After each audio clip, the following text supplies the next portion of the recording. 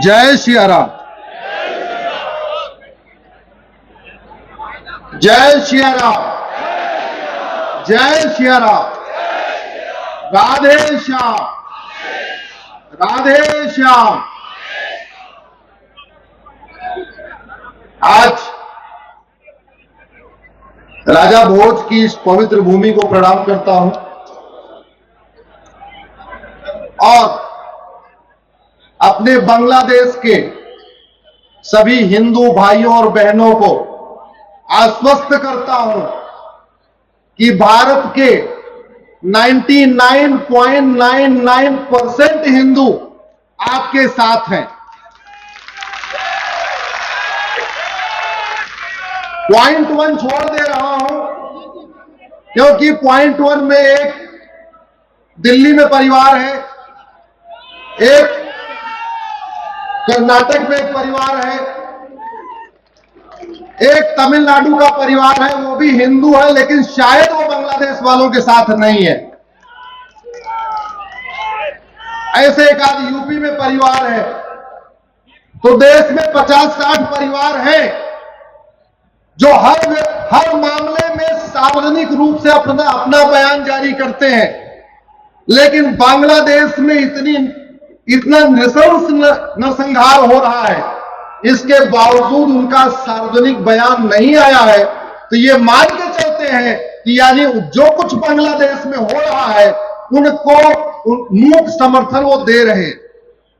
मैं आशा करता हूं ये जो 50 परिवार बांग्लादेश के मामले में शांत बैठे हुए हैं, चाहे वो दिल्ली का परिवार है या यूपी का परिवार है या झारखंड का परिवार है या तमिलनाडु का परिवार है, वो अपना मौन तोड़ेगा और स्पष्ट कर देगा कि वो बांग्लादेश के हिंदुओं के साथ है या बांग्लादेश के चरमपंथियों के साथ।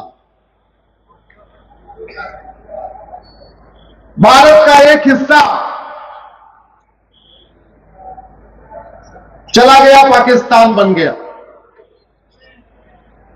पंजाब हमारा 2 टुकड़े हुआ, ईस्ट पंजाब और वेस्ट पंजाब। ईस्ट पंजाब हमारे पास है, वेस्ट पंजाब पाकिस्तान बन गया। आज वेस्ट पंजाब की क्या हालत है सबको पता है। ऐसे ही बंगाल के 2 टुकड़े हुए, एक बंगाल हमारे पास है, दूसरा बंगाल बांग्लादेश बन गया। उस बांग्लादेश की क्या स्थिति है सब देख रहे हैं। धीरे धीरे ये जो मजहबी उन्माद की आग है ये फैल रही है और आज बांग्लादेश में जो कभी ईस्ट बंगाल कहलाता था, वहां पिता के सामने बेटी का बलात्कार हो रहा है। हमसे बहुत सारे लोगों ने व्यक्तिगत रूप से संपर्क करके बताया कि परिवार को घेरते हैं और बच्चों के सामने मां का बलात्कार करते हैं, परिवार को घेरते हैं और भाई के सामने बहन का बलात्कार करते हैं, परिवार को घेरते हैं और पति के सामने पत्नी का बलात्कार करते हैं। वो जो बाबर, हुमायूं, तुगलक, गजनी, गौरी की सोच थी जिसको हमने किताबों में पढ़ा है, आज वो साफ साफ वहां दिख रहा है। और अगर ये बांग्लादेश की आग को शांत नहीं किया गया तो ईस्ट बंगाल की आग धीरे धीरे वेस्ट बंगाल में प्रवेश करेगी। आज राजा भोज की इस धरती से मैं सभी सांसदों, विधायकों, मंत्रियों से एक बात पूछता हूं कि अगर सारे पंथ समान हैं और मजहब नफरत करना नहीं सिखाता है तो पूर्व प्रधानमंत्री मनमोहन सिंह जी को, इंद्र कुमार गुजराल साहब को, आडवाणी जी को अपना घर, मकान, खेत खलिहान, उद्योग व्यापार छोड़कर क्यों भागना पड़ा? अगर आप कहेंगे नहीं वो तो चंद लोग होते हैं, तो अगर चंद लोग जब मनमोहन सिंह जी को खदेड़ रहे थे तो मनमोहन सिंह जी के पड़ोसी आके मनमोहन सिंह जी के साथ क्यों नहीं खड़े हुए? आज मैं यहां राजा भोज की धरती से भारत के सारे अधिवक्ताओं से और विशेष रूप से सुप्रीम कोर्ट और हाई कोर्ट के जजों से पूछ रहा हूं, अगर सारे पंथ समान होते हैं और मजहब आपस में बैर रखना नहीं सिखाता तो सॉली स्वराज जी को, फाली नरीमन साहब को, जेठमलानी जी को और अरुण जेटली जी को अपना मकान, दुकान, खेत खलिहान छोड़कर क्यों भागना पड़ा? और जब भाग रहे थे तो उनके पड़ोसी जो कन्वर्टेड हिंदू थे वो उनकी मदद क्यों नहीं कर रहे थे? आज मैं भारत के सारे हीरो, हीरोइन, निर्माता, निर्देशक, फिल्म बनाने वाले, सीरियल बनाने वालों से पूछ रहा हूं कि ऋतिक रोशन के दादा रोशन साहब को सब कुछ छोड़ के क्यों भागना पड़ा? यश चोपड़ा, प्रेम चोपड़ा, राज कपूर, राजेंद्र कुमार, सुनील दत्त, इन लोगों को अपना मकान, दुकान, खेत खलिहान छोड़कर क्यों भागना पड़ा? और जब भाग रहे थे तो उनके पड़ोसी जो कन्वर्टेड हिंदू थे वो उनकी मदद क्यों नहीं कर रहे थे? आज मैं भारत के सारे पत्रकारों, कलमकारों, लेखकों, बुद्धिजीवियों से पूछ रहा हूं कि आखिर गुलजार साहब को, खुशवंत सिंह जी को अपना मकान, दुकान, खेत खलिहान छोड़ के क्यों भागना पड़ा? आज मैं सारे खिलाड़ियों से पूछता हूं कि लाला अमरनाथ, मोहिंदर अमरनाथ और मिल्खा सिंह जी को सब कुछ छोड़ के क्यों भागना पड़ा? क्योंकि जब जब भारत में कोई बात आती है, जब भारत में हम कहते हैं संविधान लागू करो, तो हमको ही सांप्रदायिक करार दिया जाता है। जिस भगवा झंडे से पूरा आजादी का आंदोलन हुआ, जैसे वो भगवा झंडा लेके हम निकलते हैं तो ये तथाकथित नेता, अभिनेता, लेखक, बुद्धिजीवी, पत्रकार, कलमकार हमको ही भगवाधारी बोल देते हैं।